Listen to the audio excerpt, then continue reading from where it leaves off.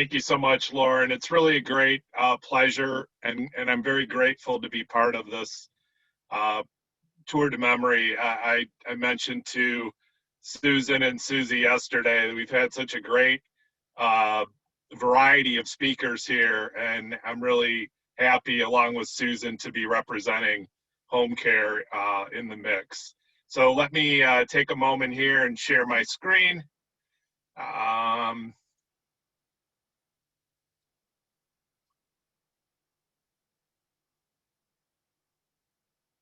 okay, we should be good to go with that.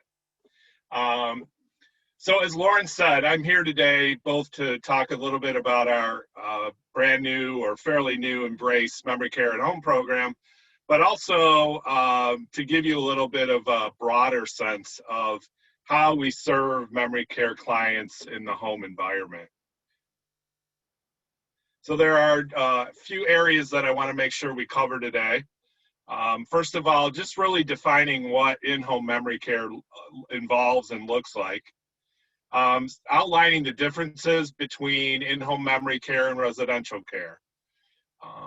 Family decision making, a big part of making that decision as to whether to continue to maintain your loved one in their home setting or in your home setting or a residential setting. A lot of issues involved there. We'll want to unpack that.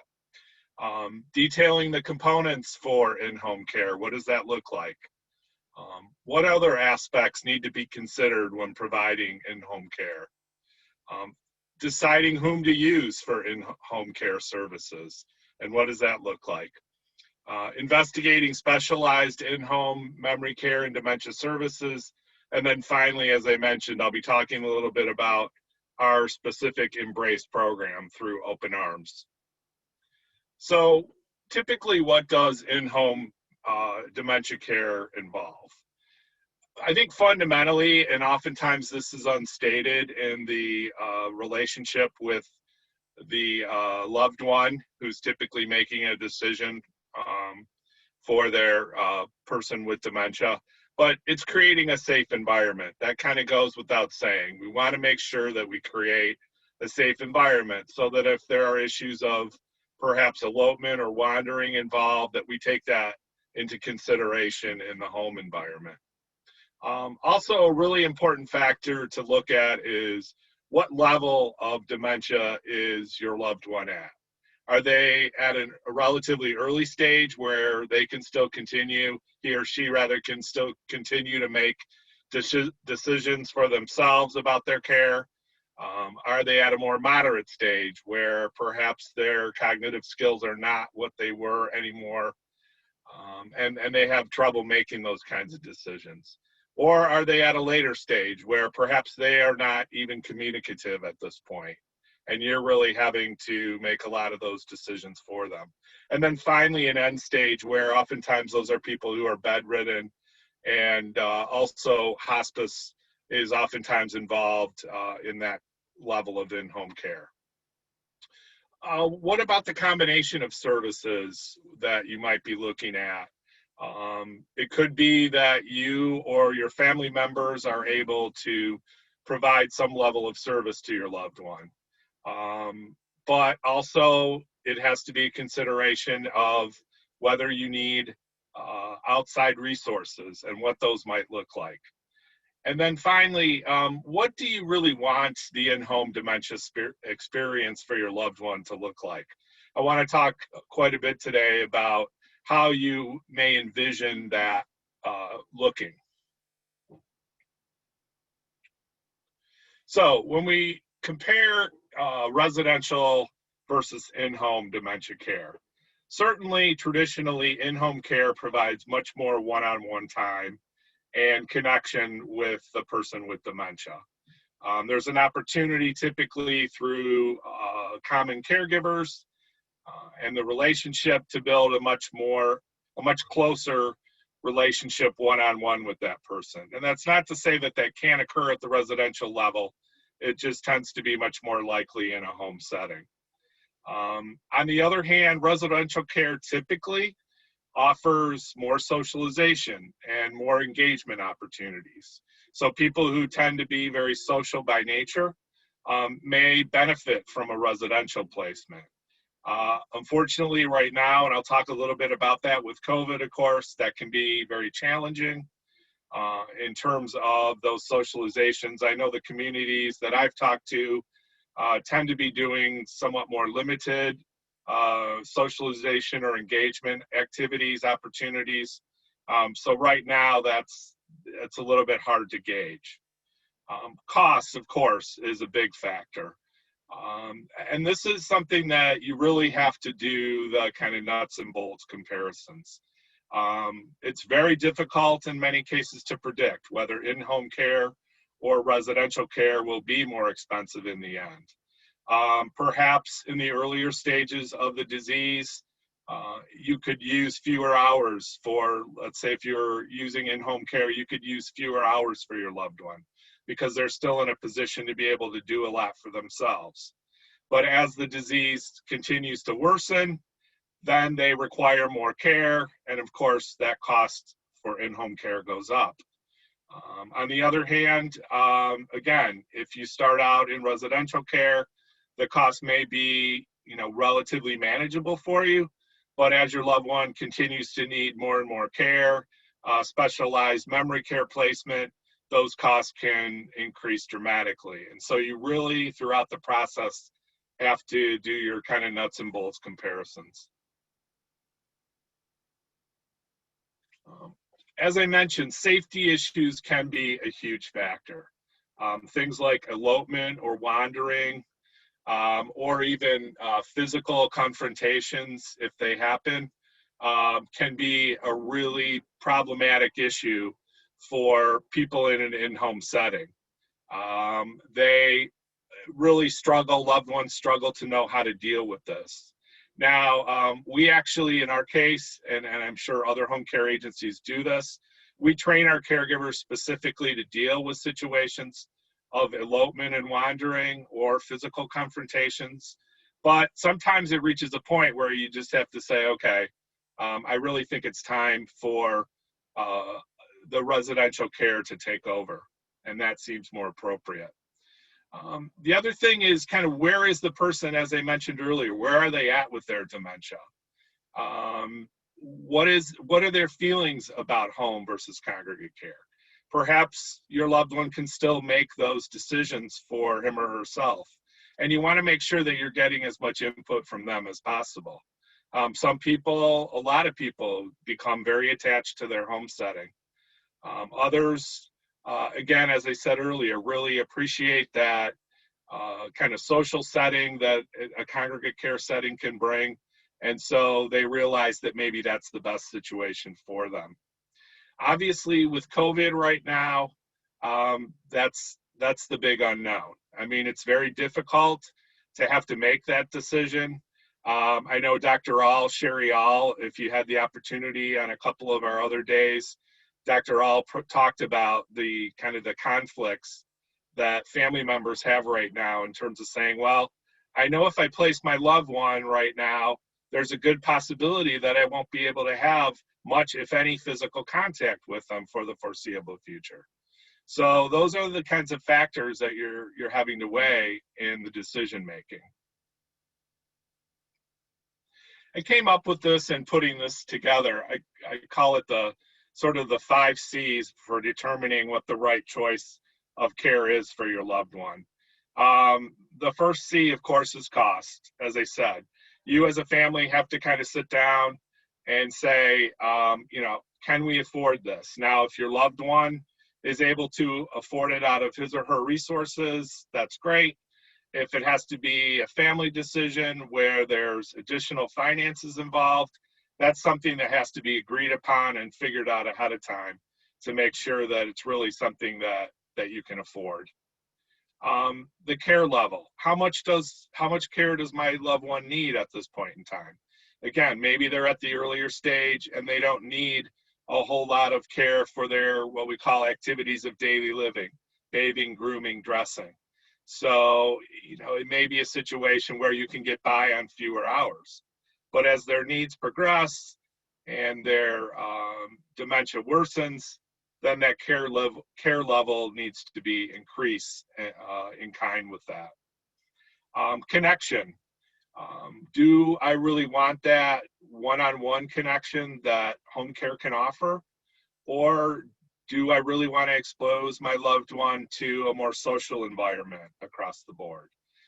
Those are the kinds of considerations that you have to make. Comfort, of course, safety and protection considerations are huge. As I mentioned, people can develop elopement issues, wandering issues, they can become physical, and you have to make sure that you're creating the safest environment possible with the greatest amount of protections possible. And then, as I said, with COVID, those possible isolation factors that you have to deal with. Those are very, very difficult kinds of situations. So what are the components to in-home care? As we said, there tends to be a direct one-on-one care on a fairly consistent basis. Typically, home care providers are able to minimize the number of caregivers whom your loved one would have. So that provides a much greater ability to connect on the part of the caregiver and your loved one. The ability to alter schedules for clients, depending on the circumstances. I think this is an important one to consider. So what do I mean by that? Well, first of all, it allows you, at least in our case with 24-hour notice, to say, we've got a doctor's appointment today, or, my loved one just isn't up to getting service today. Can we take a day off? So that gives you some flexibility in that situation. The other one is how the day goes for your loved one. We have flexibility in terms of what we can do at any point in time. Let's say typically we bathe the person in the morning. Well, maybe that particular morning, the person just doesn't want to be bathed in the morning. So we are able to shift that to the afternoon. Oftentimes in the residential setting, you just don't have that flexibility. So that's one of the options and opportunities that you do have with in-home care. It also enables the dementia client, as I said, to stay in a familiar setting.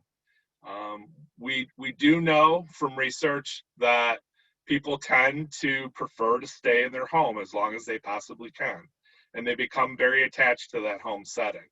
So if you're able to meet all the criteria for home care, that allows you to keep that person at home as long as possible. And finally, it facilitates family members and loved ones having much more oversight regarding their care provided. Typically, someone is there to oversee that care, not always, of course, but typically someone is there to oversee it on some level. And obviously, again, with COVID right now, that just is not going to happen in a residential setting. What are some other aspects to consider within home dementia care? First of all, what type of activities of daily living, as I mentioned, does my loved one need, and how should that be delivered? So we find typically that caregivers are trained to be what we call very task-oriented. So they keep those activities of daily living very much in mind as things that they have to accomplish throughout the day: bathing, grooming, dressing.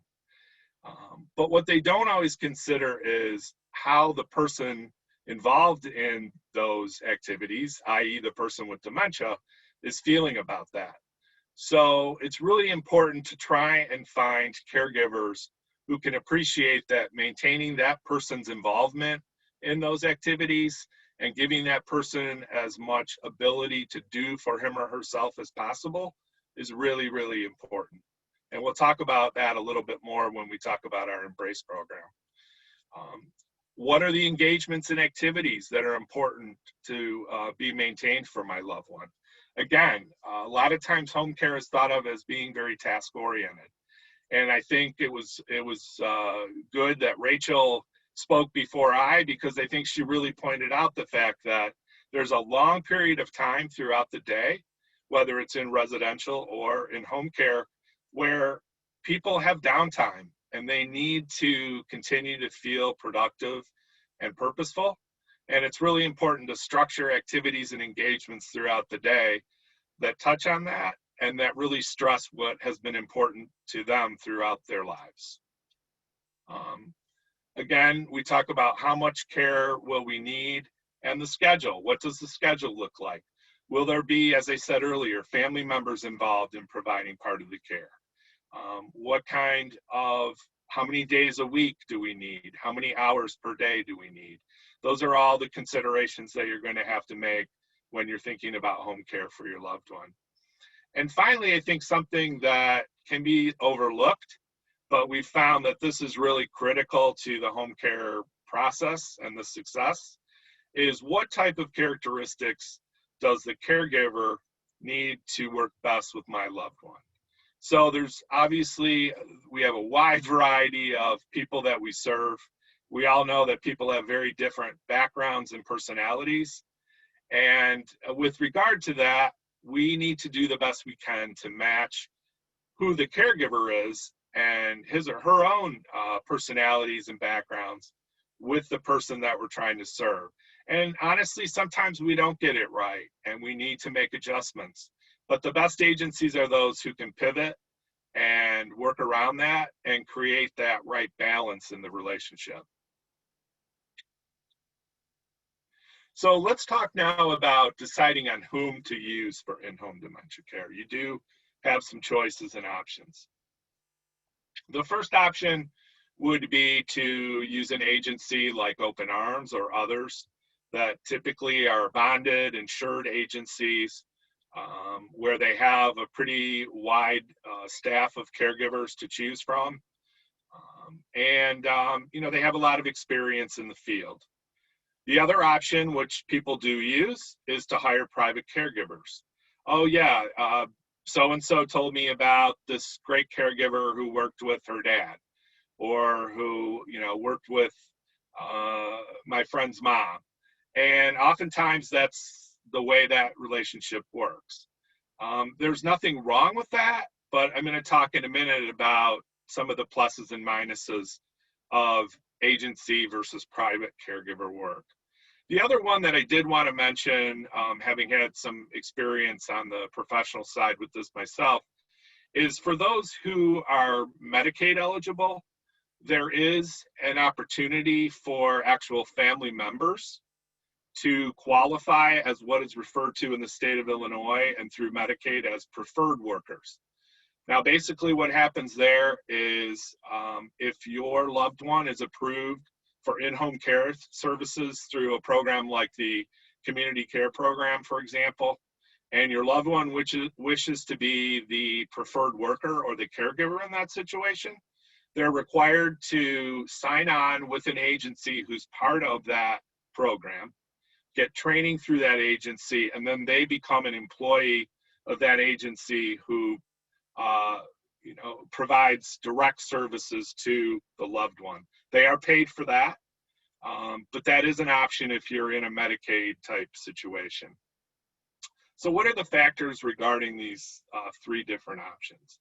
Again, coming up again, the first one clearly is cost. Cost is a huge factor. Can I afford an agency, or in some cases a private caregiver? Typically private caregivers do work more cheaply than agencies, but not always. Is my loved one in a position where they could qualify for Medicaid, so that if I'm in a position to be, as I said, a preferred worker, we could try and make those arrangements. Legal protection. As I said, agencies are typically insured and bonded, and if something happens, then that agency is responsible for covering that.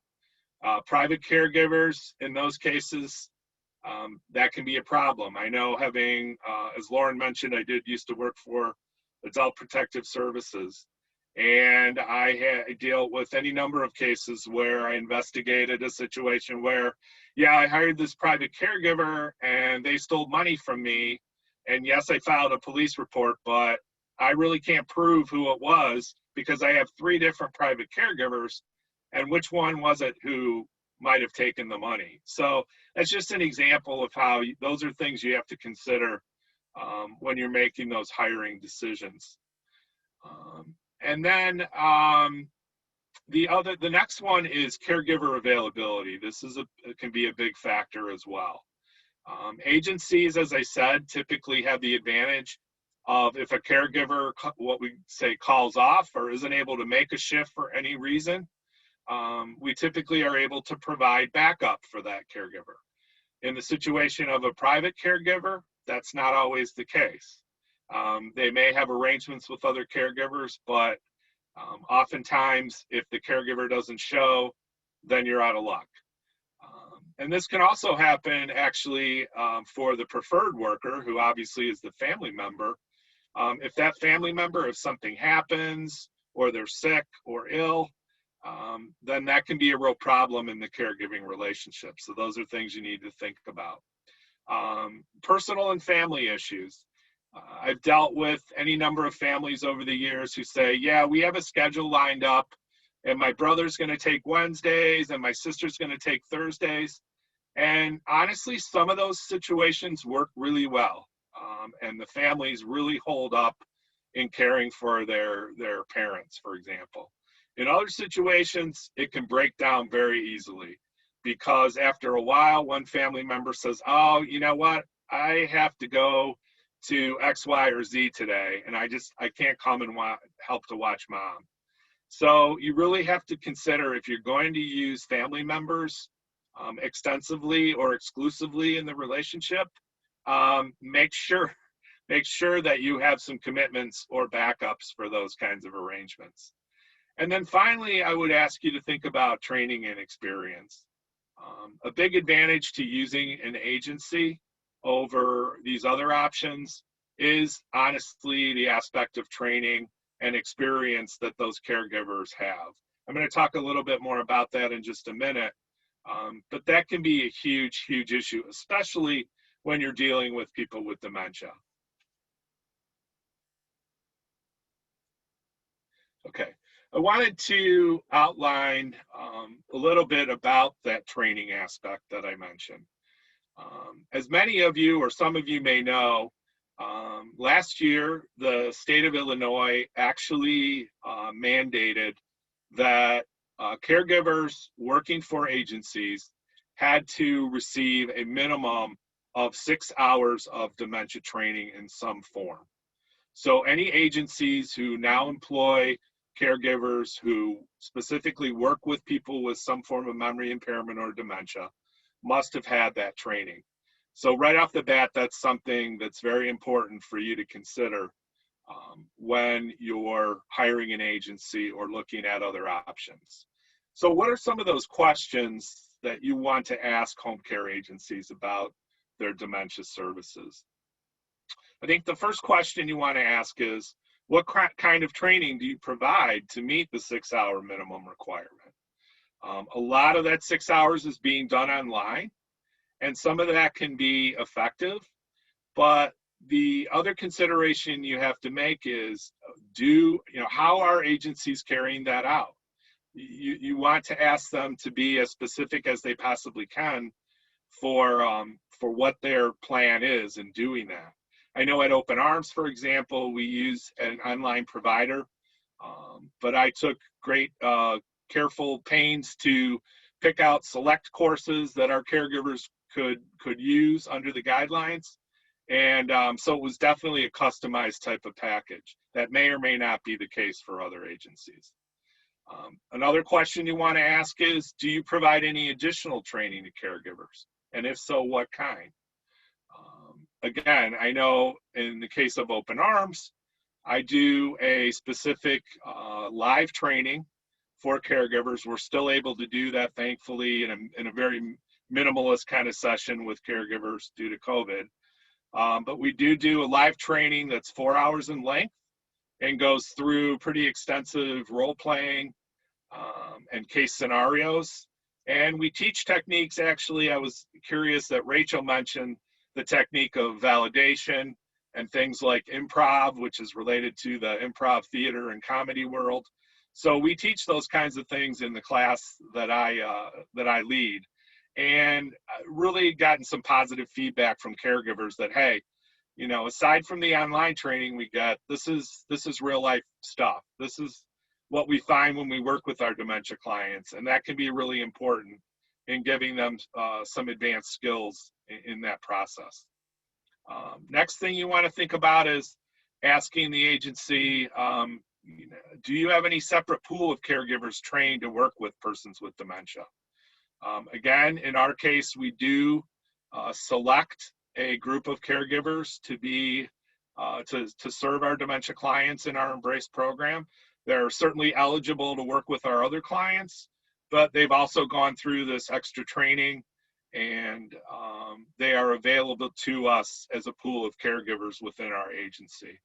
And then finally, do you have a separate program designed specifically to work with people with dementia? And that's what I want to spend, in our case at Open Arms, the bulk of my remaining time with, to kind of outline what this program is all about.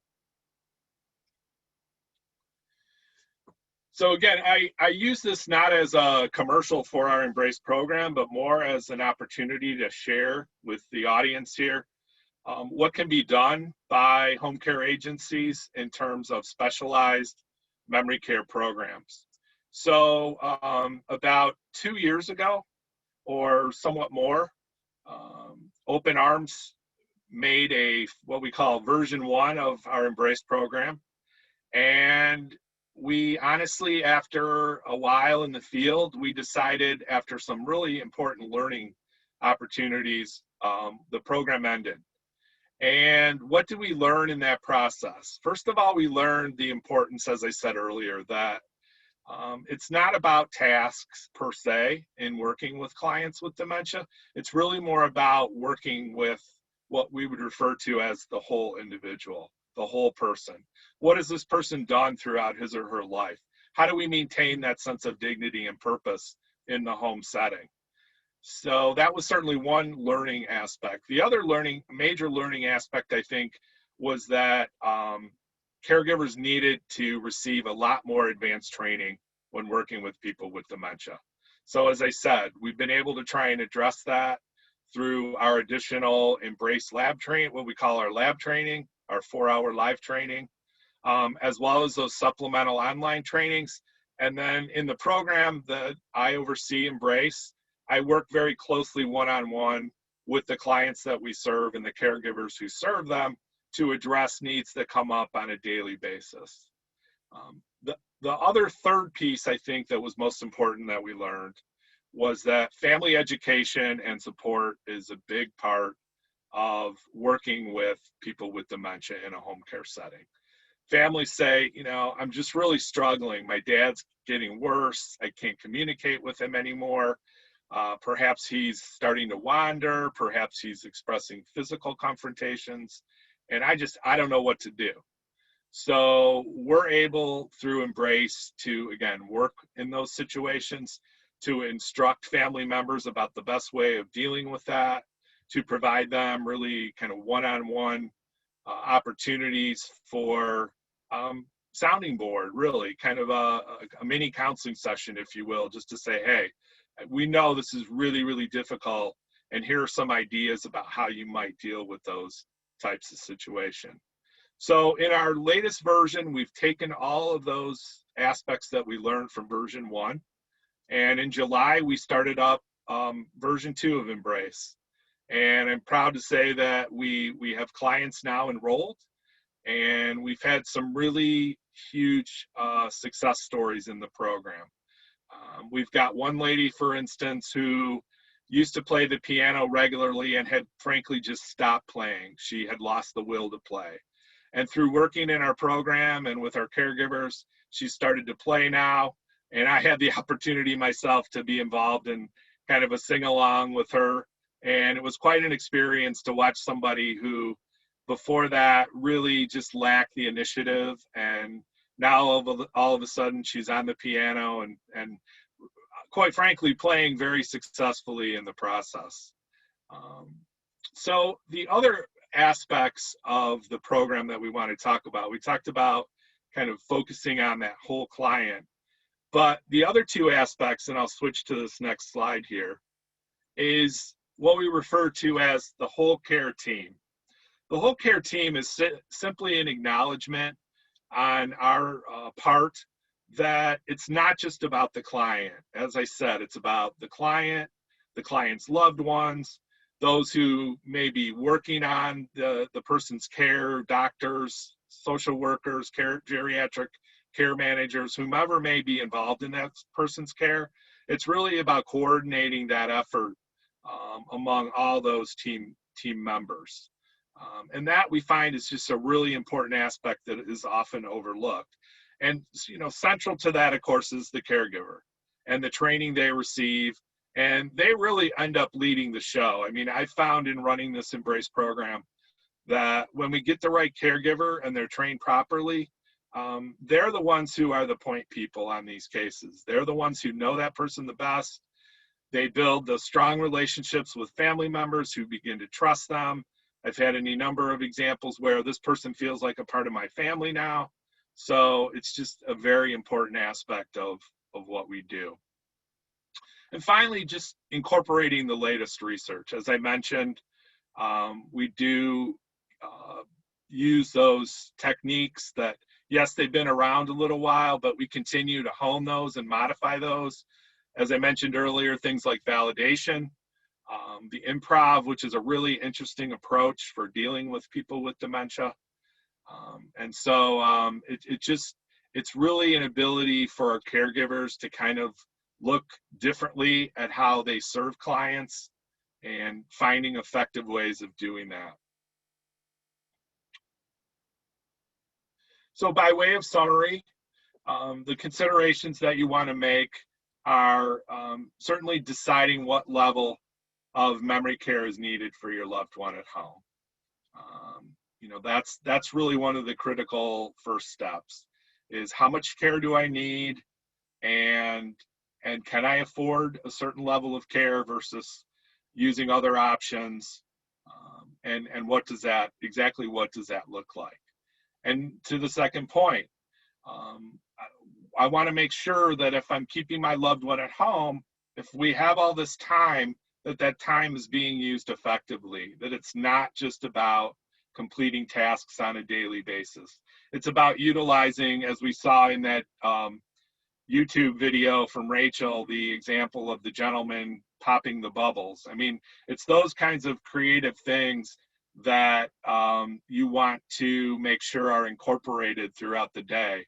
For example, in our case, we had a gentleman who had a very strong artistic background, and he and his caregiver and his significant other created this beautiful table-length mural from just really providing a regular, sort of dedicated approach to the artistic work. And we saw a video of it, and it was just really incredibly moving how this work of art was created in this type of situation. So those are the kinds of things that you want to really strive for in your home care environment.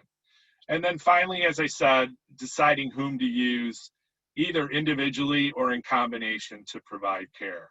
Now, certainly, I would be remiss if I didn't mention, there are a lot of outside services that you typically can use, things like daycare and others. But unfortunately, right now, as we know, those are very limited. A lot of them are virtual, and they're very limited in nature. So that's why we feel like a program like ours with Embrace can really step in and help to address those shortcomings right now in the other services because of COVID. I would also mention, just to conclude here, we do actually have kind of a hybrid model going on right now with some of our clients as well, where they live in a congregate setting, and they're fortunate enough to also be able to afford some home care. And so we work with them, even though they're in a congregate setting, we work with them in their home to kind of pick up some of those pieces where the congregate care or the residential care is not able to address right now. So with that, I thank you for your time today. I hope this was enlightening and instructive to you. And I'll go ahead and entertain any questions that you may have.